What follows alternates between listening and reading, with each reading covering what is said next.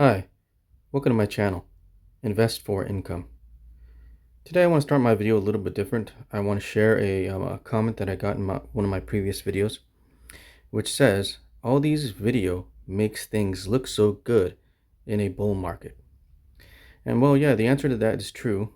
A lot of these stock market videos really do look good during a bull market.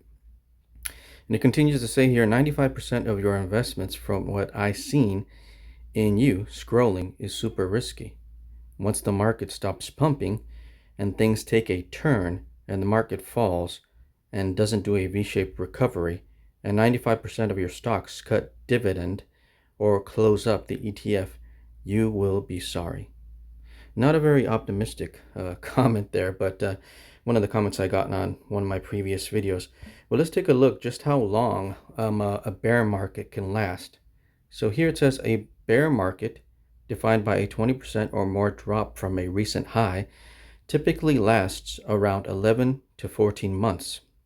However, the duration can vary significantly, with some lasting only a few months or others stretching for several years. So, for the most part, on average, I would say that a bear market doesn't last very long, right? It's going to last about maybe a year or maybe a little bit over a year. Now let's look at the typical bull market. It says here the average bull market characterized by a 20% or more rise in stock prices from previous lows typically lasts for around 3.8 years or 46 months. So the length of a bull market is way longer than the bear market, right? So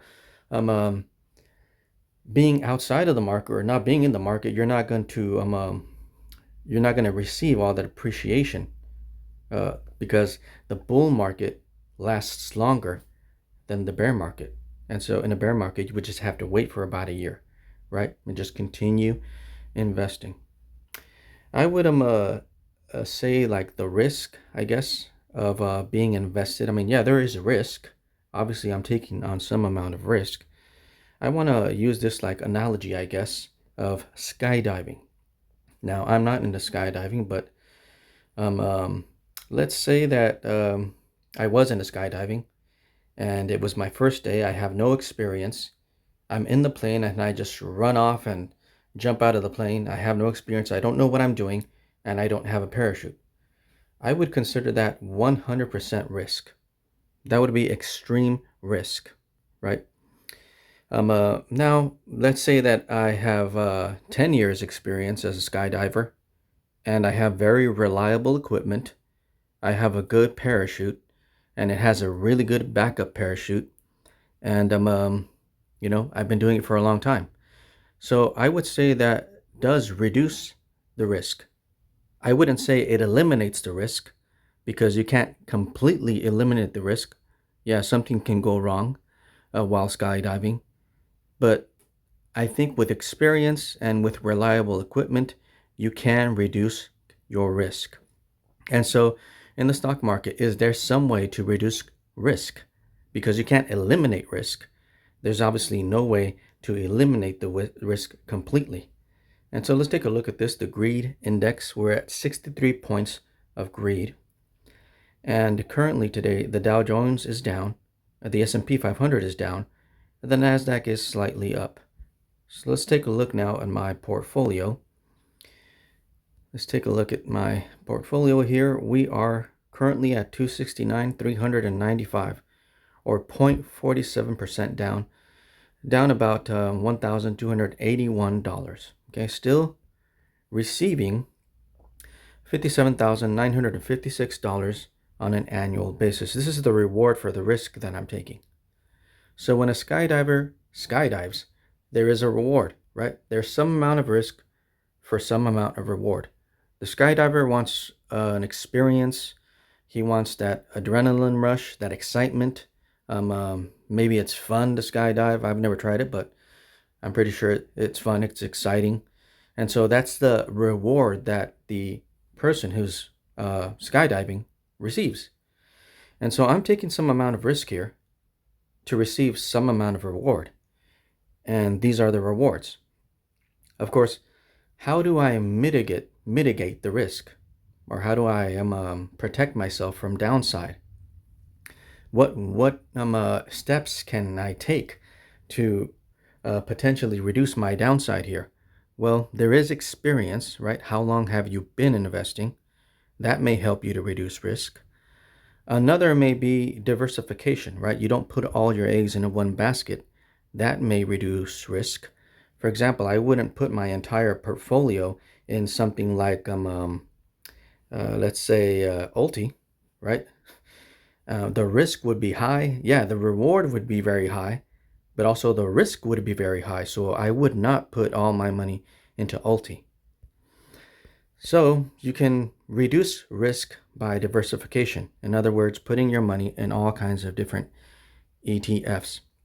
There are also, of course, buying puts, right?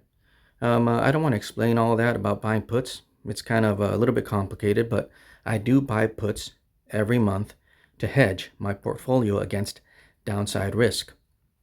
But now, of course, there's an ETF by Neos. It's fairly new ETF. Let me show you guys the ETF. It's right here. Neos QQQH. There's the reward for QQQI. But QQQH, Neos Nasdaq 100 Hedged Equity Income ETF. And so this ETF does pay a monthly dividend, and it pays a 9.67% distribution rate on an annual basis. And so it has basically the same benefits of the other Neos ETF, QQQI and SPY-I, but this has something extra. It has hedging. So investment objective, the Neos Nasdaq 100 Hedged Equity Income ETF seeks high monthly income in a tax-efficient manner with a measure of downside protection. So this ETF has some amount of downside protection. It's like have you guys ever seen in the circus, the guys who swing from cables and they catch people in midair? Usually the trapeze, they usually have a net under them. And so if there happened to be some kind of accident, that person would fall into the net and that person wouldn't fall all the way to the floor. So that's kind of what a put is, right? A put is kind of like it's going to catch, it's got the net right there to catch you. So when you buy a put and the market goes down, your puts become more valuable. Okay, that's how that works. That's how you hedge. So there are some things you can do to reduce your risk in the market. You can't completely eliminate the risk. Now, I could sell everything today, right? Just sell it all and go into cash. I would have about $220,000 worth of cash. So I would have no risk in the market, right? But there is also risk of just holding the dollar, for example. Look at this. It says the US dollar has lost over 96% of its value since 1913.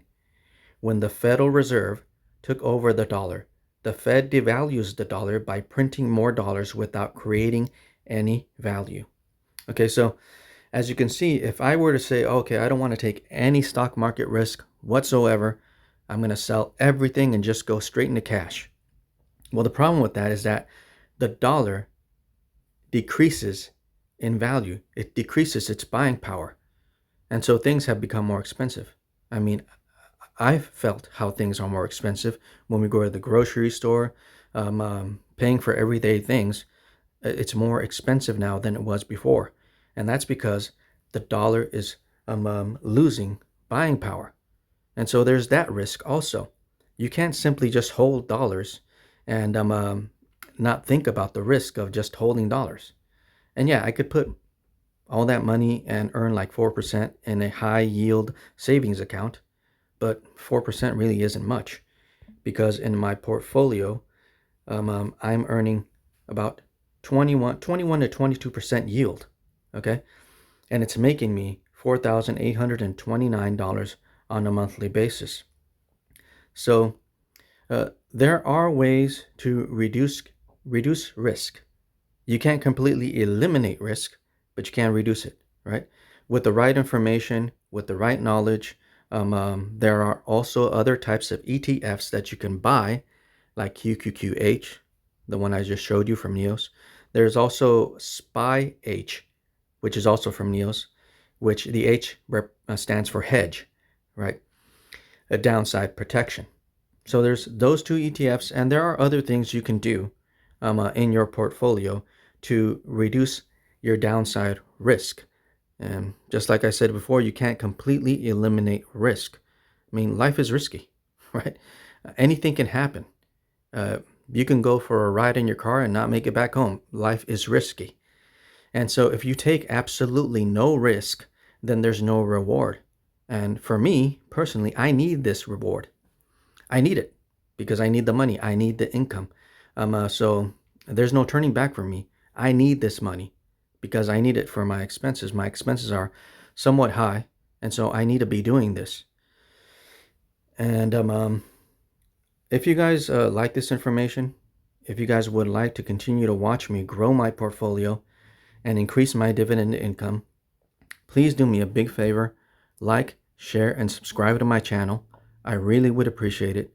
If you guys got any questions, any comments, please comment. Leave me a comment. I will read it, just like I read that one comment that I showed you at the beginning of my video. Thank you so much for watching. You guys have a great one.